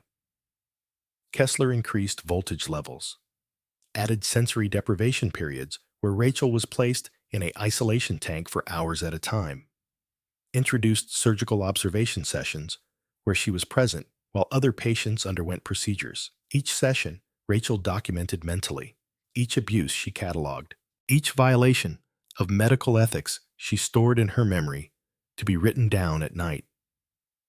And each day, she watched Marcus Thorne watch her with growing suspicion. On the seventh day, everything changed. Rachel was in the treatment room, electrodes attached, waiting for the session to begin, when the door opened and Marcus entered instead of Kessler. He closed the door behind him and stood studying her for a long moment. His expression was unreadable. "You can stop pretending now," he said quietly. "I know who you are." Rachel's heart rate spiked, but she kept her face neutral. "I don't know what you mean." "Yes, you do." Subject 7. Rachel Brennan. You were at Ashford. Same cohort period as me, different group. I've been watching you for a week, trying to figure out why you seemed so familiar. Then I realized you moved the same way you did at 14. That particular way you have of going perfectly still when you're stressed. I noticed it then, and I notice it now. He walked closer to the table, and Rachel's muscles tensed, preparing for violence. "The question is," Marcus continued, "why are you here? Why would you voluntarily walk back into this unless—" Understanding dawned across his face. "You're investigating. You're trying to expose the program." There was no point in denying it. Rachel met his eyes directly. "Yes," she said, "I'm here to gather evidence, to expose Kessler for what he is, and to save the people in this facility before they're damaged beyond repair." Marcus's expression hardened. They're not being damaged. They're being improved, strengthened, given tools to overcome weakness. "They're being tortured," Rachel said flatly, "just like we were tortured. The only difference is they're adults instead of children. The difference is they volunteered. They consented. They consented to experimental PTSD treatment, not to systematic psychological conditioning through pain protocols." Marcus's hands clenched at his sides. For a moment, Rachel thought he would attack her, but instead, he turned toward the door. "I need to tell Dr. Kessler," he said. "Wait," Rachel said. "Marcus, listen to me. 3 of our fellow survivors are dead. Claire Donovan, Nathan Winters, Grace Holloway, all killed within 3 years. Do you really think that's coincidence?" He paused, his hand on the door handle. "They're eliminating everyone who knows the truth about Ashford." Rachel continued. "Everyone except you, because you're useful to them." "But what happens when you're not useful anymore? What happens when you become a liability instead of an asset?" "You're lying. I have documentation, police reports, toxicology analyses, forensic evidence. They've been hunting us, Marcus, killing us one by one to protect the program. And if you expose me to Kessler, you're signing my death warrant just like theirs." Marcus turned back to face her, and for the first time, Rachel saw uncertainty in his eyes. "You embraced what was done to us," Rachel said. "I understand why. It's easier to believe we were made stronger than to admit we were broken. But Marcus, we were children. We didn't consent. We didn't volunteer. We were victims." "I'm not a victim," Marcus said, but his voice lacked conviction. "Neither am I. Not anymore. I'm a survivor, and survivors protect each other. That's what I'm trying to do. Protect the people in this facility. Protect Evelyn and Garrett. And yes, protect you too, whether you want it or not." The room fell silent, except for the hum of the electrical equipment. Marcus stood frozen, clearly wrestling with himself. Finally, he said, "You have until tomorrow morning. Then I have to decide what to do with this information." He left without another word, and Rachel was alone with her racing heart and the sudden understanding that her mission timeline had just collapsed. She reached up and touched the tracker behind her ear. Then she said clearly and deliberately, "Nautilus." 23 miles away, in a mobile operations center, disguised as an RV, Morrison's monitoring equipment registered the abort code.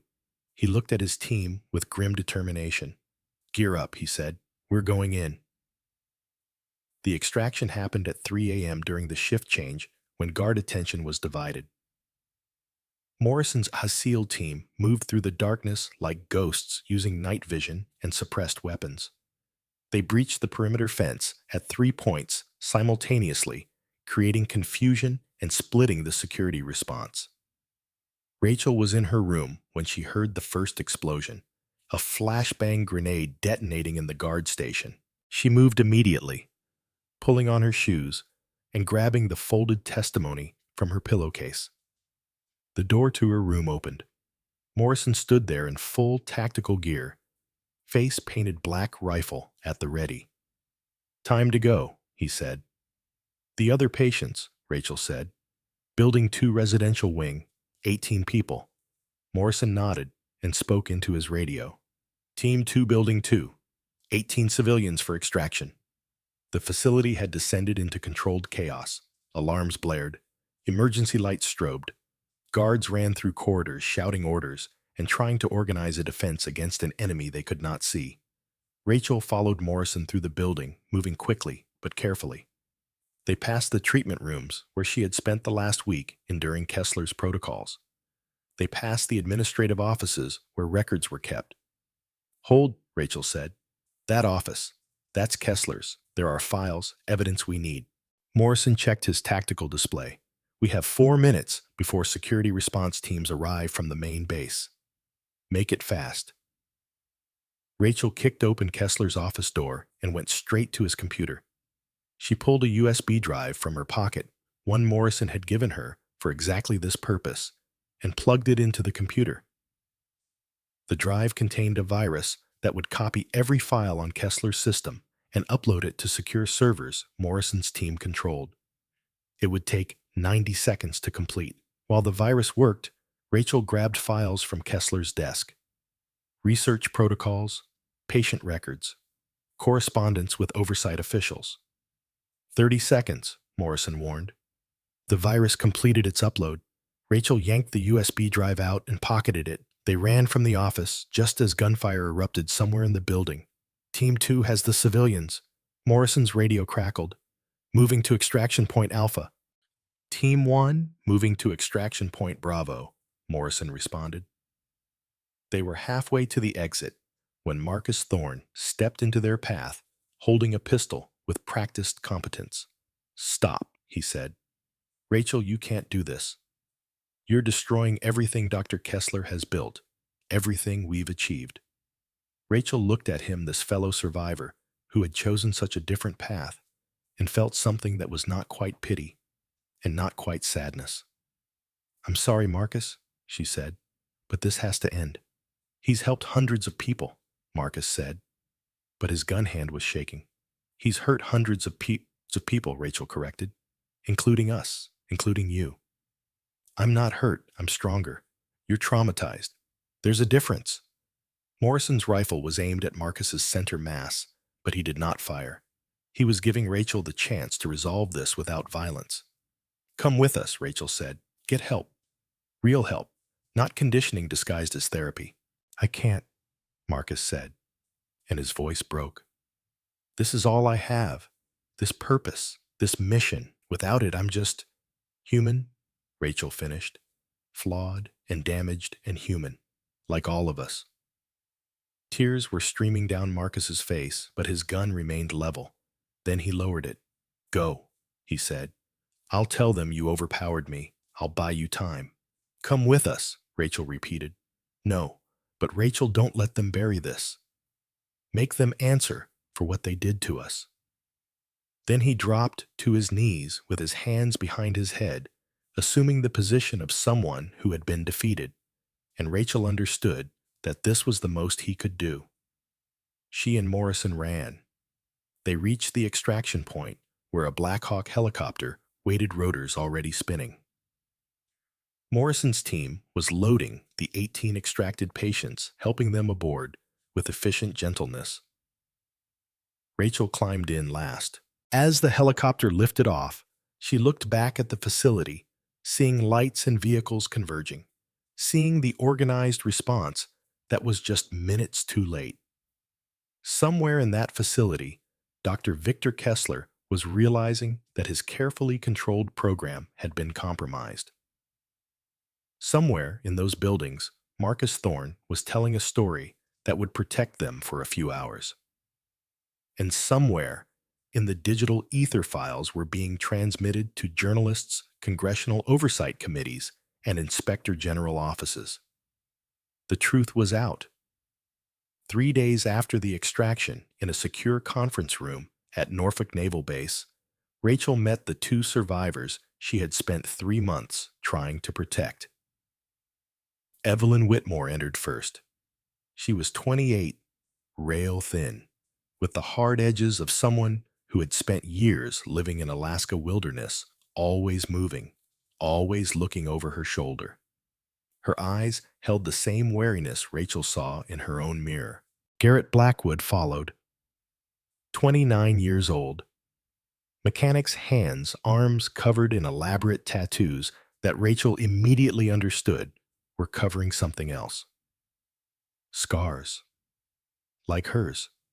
Like all of theirs. Commander Morrison had extracted them 48 hours after Rachel triggered the abort code. One SEAL team to Alaska, another to Texas. Both survivors brought to safety before Oversight 01 could activate the permanent solution promised in those emails. For a long moment, the three of them stood in silence. Sullivan had arranged this meeting neutral ground. No cameras, no recordings. Just 3 people who had survived what killed 16 others. Subject 7, Evelyn said, finally, her voice rough from years of not talking about Ashford. Rachel felt her throat tighten. Subject 4, Subject 9, Garrett added quietly. They moved together without conscious thought. 3 survivors embracing like drowning people, clutching wreckage. Rachel felt Evelyn shaking, felt Garrett's tears soaking into her shoulder, felt her own control fracturing. Claire, Nathan, and Grace, Evelyn whispered. I didn't know they were dead until Commander Morrison told me. I didn't know I was supposed to be next. You're safe now, Rachel said. We all are. And in 3 days, we're going to make sure the whole world knows what happened to us. All 23 of us. They spent the next 4 hours in that conference room, filling gaps in each other's stories. Rachel told them about Subject 7's 1-247 procedures. Evelyn described how she'd survived by making herself useful in the medical wing. Garrett explained how he'd learned to compartmentalize so completely that he sometimes forgot entire months. And they talked about the 16 who hadn't made it out. Sarah, who died during a sensory deprivation session that went too long. Michael, whose heart gave out during electrical stimulation.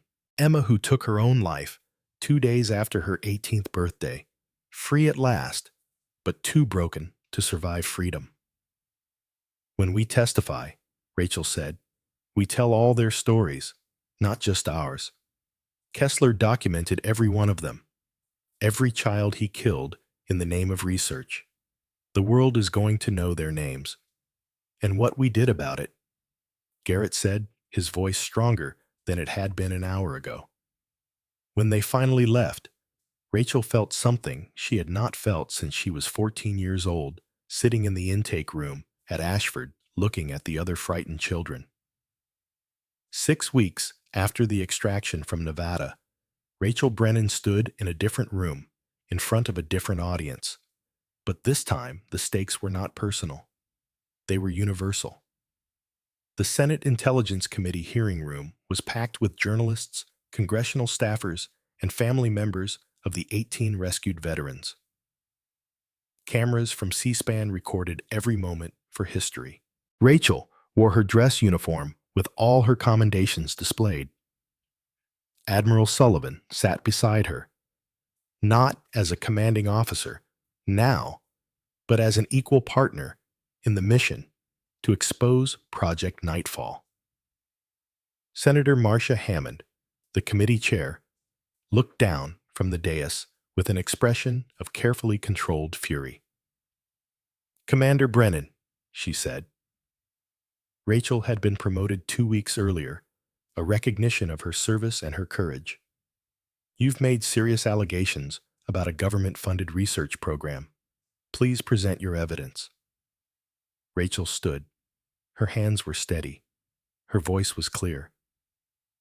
Madam Chair, between the ages of 14 and 18, I was subjected to systematic experimental procedures at a facility called Ashford Youth Rehabilitation Center. The facility operated under the designation Project Nightfall, funded through classified Department of Defense budgets.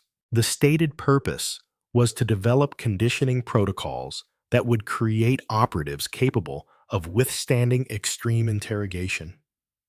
She paused, letting the words settle. The reality was that 23 children were tortured in the name of research. 16 of them died. 7 survived. 3 of those survivors have been murdered in the past 3 years. The program continued until 3 weeks ago, under DARPA funding, using adult veterans as test subjects. Senator Hammond leaned forward. Commander, those are extraordinary claims. I assume you have extraordinary evidence. Yes, Madam Chair. I have physical evidence, documentary evidence, and testimony from multiple sources. Rachel removed her uniform jacket. The gallery gasped. Through her dress shirt, the grid of 47 scars was clearly visible. These scars were created during 1,247 experimental procedures. Each one is documented in Dr. Victor Kessler's research files, which we recovered during the facility extraction. She gestured to Morrison, who activated a presentation on the room's screens. Images appeared, Kessler's research notes, with Rachel's body mapped and marked like a medical diagram. Notations about voltage levels, pain thresholds, psychological responses. The gallery erupted. Journalists shouted questions. Family members wept. Senator Hammond banged her gavel for order, but her own hands were shaking. Commander Brennan, she said, when the room finally quieted. Who authorized this program? Who knew about it? This was the moment Rachel had been waiting for. She pulled out the file she had recovered from Kessler's office. Project Nightfall was authorized in 1998 by a joint committee, including representatives from CIA, DARPA, and the Department of Defense. Initial funding was approved by then Undersecretary of Defense Richard Vance, who is now Senator Vance of this committee.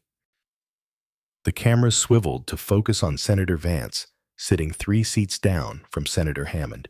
His face had gone gray. Continuation funding, from 2016 to present, was authorized by Vice Admiral Thomas Morrison, no relation to Commander Jack Morrison, who currently serves as Deputy Commander of Naval Operations. More gasps. More frantic note-taking from journalists. Additionally, I have evidence that at least 3 oversight officials were aware that Project Nightfall survivors were being systematically eliminated. They took no action to stop it. Their names are in the documentation we recovered. Rachel laid out the evidence methodically. Research files, financial records, emails between Kessler and his government protectors, testimony from the 18 rescued veterans, medical documentation of their injuries, and finally, her own testimony, not emotional, not dramatic, just the facts stated clearly and completely. When she finished, Senator Hammond looked like she had aged 10 years. This committee will investigate these allegations fully, she said.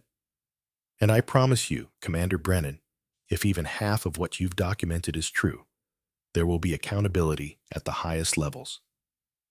The hearing lasted 6 hours. By the end, Senator Vance had resigned. Vice Admiral Morrison had been placed on administrative leave pending investigation, and warrants had been issued for Dr. Victor Kessler's arrest. He was arrested that evening at his home in Bethesda, trying to destroy files that he did not realize had already been copied and distributed. The charges included 47 counts of human experimentation, 16 counts of negligent homicide, conspiracy to commit murder, and obstruction of justice. His trial would last 3 months. He would be sentenced to 40 years in federal prison with no possibility of parole.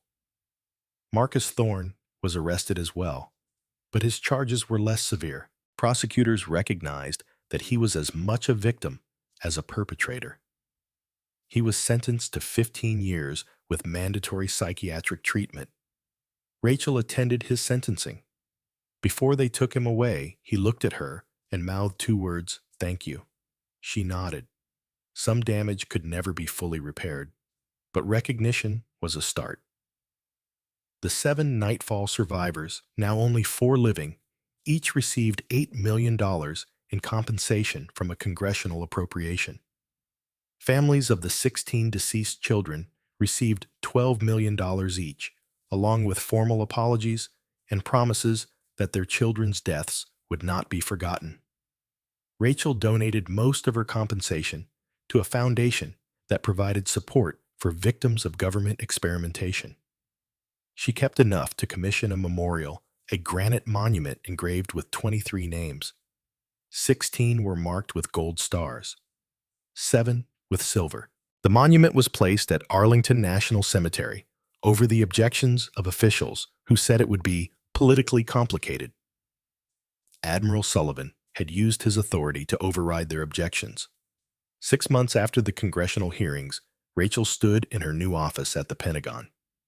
She had been promoted to lieutenant commander and given command of the Naval Ethics Oversight Division, a new unit created specifically to investigate classified programs for potential violations of human rights and military law. Her first assignment had been to review 93 ongoing classified programs for ethical compliance. She had found problems in 47 of them.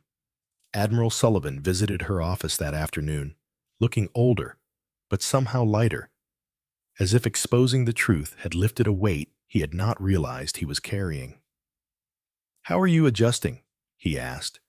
"Some days are harder than others," Rachel admitted, "but I'm using what they built me for, just not how they intended." Sullivan smiled. "That's the best revenge, taking their weapon and turning it against them." He handed her a file. "Another program that needs investigation.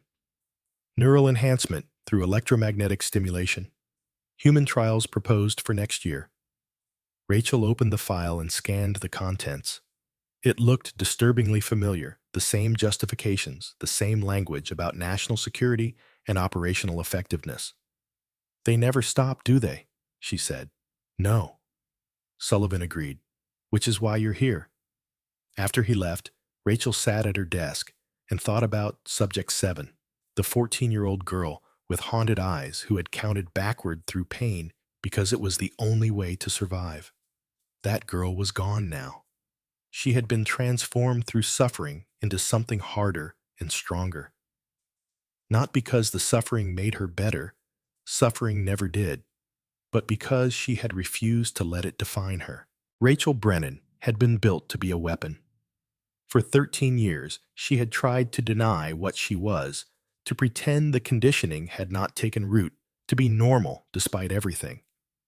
Now she understood that normal was never the goal. The goal was purpose, and her purpose was to make sure no child would ever be Subject 7 again. She picked up the file Sullivan had given her and began to read. On her wall hung a photograph, 23 children at Ashford Intake, 1998. 16 faces circled in gold, 7 in silver. Below it, a plaque read, "Project Nightfall, Cold Forge, 1998 to 2025. 16 children lost, 7 survivors, never again." Rachel touched the photograph gently, her fingers tracing the face of her 14-year-old self. "We won," she whispered. "We survived, and we made them answer."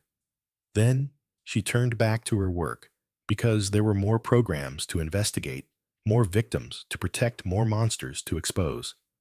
The scars beneath her uniform would always be there, but they were no longer marks of shame or weakness. They were her armor, her credentials, her proof that some weapons could not be controlled by the people who created them. And Rachel Brennan would spend the rest of her career making sure that everyone who had ever tried to create such weapons would face the consequences. The girl they called Subject 7 had become Commander Brennan, and she was just getting started.